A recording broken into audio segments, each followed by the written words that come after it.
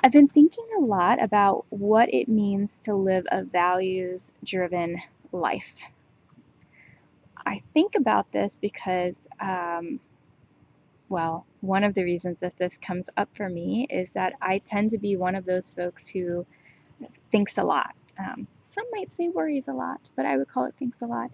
Um, and so any potential thing that might come up, I'm going to think through from every angle that I possibly can. And that can be pretty exhausting and labor intensive.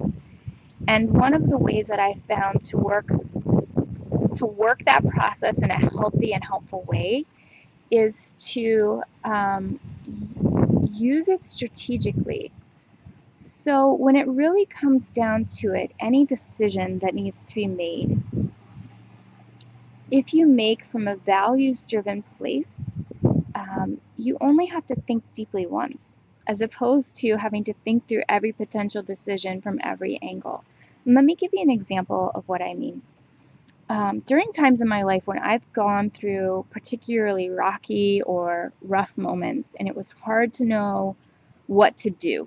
I think we go through that when we're in a hard time. The thought that we have often is, how do I handle this? What do I do? What am I supposed to do with this situation? The place that I often landed was, who do I want to be? And when you can name who you want to be, and for me that lands with values. I want to be a person that behaves with integrity.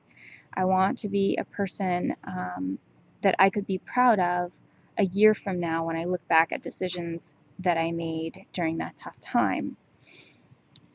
It makes those decisions much, much easier. So think about who you are when you're in a rocky period of time, and most of us are triggered and more reactive and more emotional, and that's a really difficult place to make good decisions from.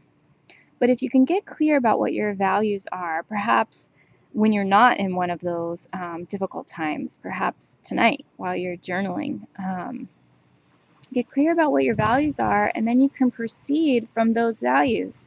So in that hard moment when you think about, gosh, really what I want to do is just yell at that person, you can go back to your values and think, okay, well, would that be in line with the values that are most important to me? For me, would that be an act of integrity? Would that be an act that I could be proud of a year from now when I look back at how I handled that difficult situation? And it's a guiding post.